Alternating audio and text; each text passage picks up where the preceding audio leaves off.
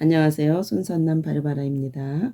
오늘은 성덕을 추구하고 열매 맺기로 결심한 영혼들에게 파우스티나 수녀가 세 가지 중요한 말을 전해주고 있는데 그것을 고해성사에서 얻는 유익이라고 말하고 있습니다. 성덕을 추구하고 열매 맺으려면 첫째, 완전한 정직과 열린 마음이 필요합니다. 만일 영혼이 정직하게 마음을 열지 않으면 가장 거룩하고 가장 현명한 구의 신부도 자기가 원하는 것을 영혼에게 억지로 쏟아부어 줄 수가 없습니다. 부정직하고 닫힌 마음은 영적 생활에서의 큰 위험에 노출되어 있는 것이며 예수님까지도 이 영혼을 더 높은 수준으로 데려갈 수 없으십니다. 왜냐하면 예수님께서 이런 영혼에게는 좀 더 높은 단계의 은총을 나누어 주실 수 없기 때문입니다. 이런 영혼들은 특별한 은총을 받더라도 아무런 유익을 얻지 못한다는 것을 아시기 때문입니다. 둘째, 겸손입니다. 만일 영혼이 겸손하지 못하다면 구해성사에서 자신이 얻어내야 할 만큼의 유익을 얻지 못합니다. 교만은 영혼을 어둠 속에 가두어 둡니다. 교만한 영혼은 자신이 얼마나 비천한지 그 깊이를 가늠할 줄도 모르고 또 그렇게 하려는 의지도 없습니다. 그래서 영혼은 가면을 쓰고 치료를 받을 수 있는 기회까지도 모두 피해버리게 됩니다. 셋째, 순명입니다. 순명하지 않는 영혼은 하느님께서 친히 그의 고백을 직접 들어주신다고 해도 승리할 수 없을 것입니다. 이런 영혼에게는 경험 많은 구의 신부일지라도 아무런 도움을 주지 못합니다. 순명하지 않는 영혼은 큰 불행 속으로 자신을 내던지게 되고 결코 완덕으로 나아가지 못합니다. 또한 영적 생활에서도 성공하지 못할 것입니다. 하느님께서는 자신의 은총들을 지극히 관대하게 영혼에게 아낌없이 쏟아부어 주시지만 그 영혼은 반드시 순명하는 영혼이어야만 합니다. 일기 114번. 오, 고통받는 영혼에서 흘러나오는 찬미가는 얼마나 유쾌한가. 특히 그 영혼이 하느님의 검증을 받고 있을 때에 하늘 전체가 이 영혼 때문에 기뻐한다. 영혼은 하느님께 대한 자신의 간절한 그리움을 애처롭게 노래한다.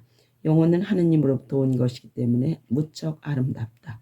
하느님의 사랑으로 상처 입은 영혼은 삶의 사막을 뚫고 걸어간다. 일기 115.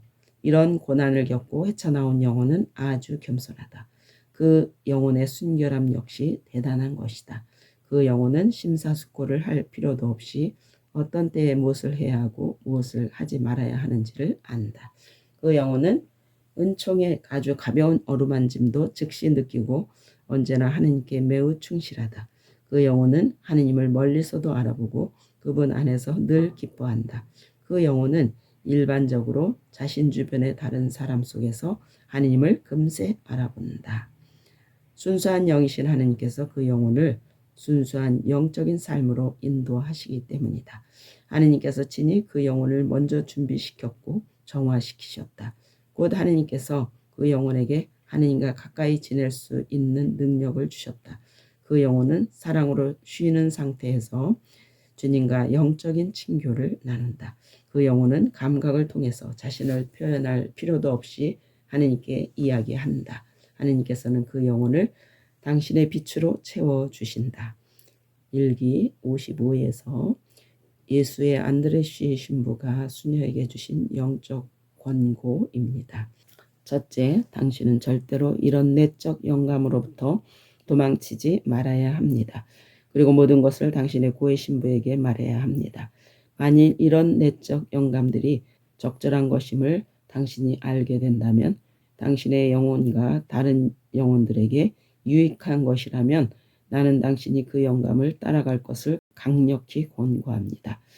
그리고 당신은 그런 영감을 절대로 무시해서는 안 됩니다. 그러나 언제나 고해 신부와 의논하고 행하시기 바랍니다. 둘째, 만일 이런 영감들이 우리 교회의 정신이나 신앙에 어긋나는 것이라면 마귀로부터 오는 것이므로 즉시 대체해야 합니다. 셋째, 만일 이런 영감들이 일반적인 영혼들에 대한 것이 아니고 특히 영혼들에게 특별히 도움이 되지 않는다고 인정되면 당신은 그런 것들을 너무 중요하게 생각하지 말아야 합니다. 당신을 만나러 오는 사람들이 모두 기쁜 마음으로 돌아갈 수 있도록 행동하십시오. 수녀님은 하느님으로부터 많이 받았으니 당신 주위에 행복을 심으십시오. 그리고 다른 사람들에게 후하게 나누어 주십시오. 끝으로 마리아 수련장 수녀가 충고하신 내용입니다. 수녀님, 겸손과 단순함이 당신 영혼의 특성이 되게 하십시오. 작은 어린애처럼 언제나 의탁하면서 언제나 겸손과 단순성으로 가득 차서 모든 것에 만족하고 어떤 상황에서나 행복하게 살아가십시오. 그러면 다른 사람들이 무서워하는 곳에서도 겸손함과 단순함 때문에 수녀님은 평화롭게 지나갈 수 있을 것입니다. 물이 산 꼭대기에서부터 계곡으로 흘러내리듯이 하느님의 은총들은 오직 겸손한 영혼에게로만 흘러 들어간다는 것을 명심하십시오. 아멘. 결론을 맺어보면 신부님의 권고에서 성덕을 추구하고 열매 맺기를 결심한 사람들의 삶은 완전히 정직해야 하고 겸손해야 하며 순종하는 거룩한 마음을 가져야 한다고 합니다.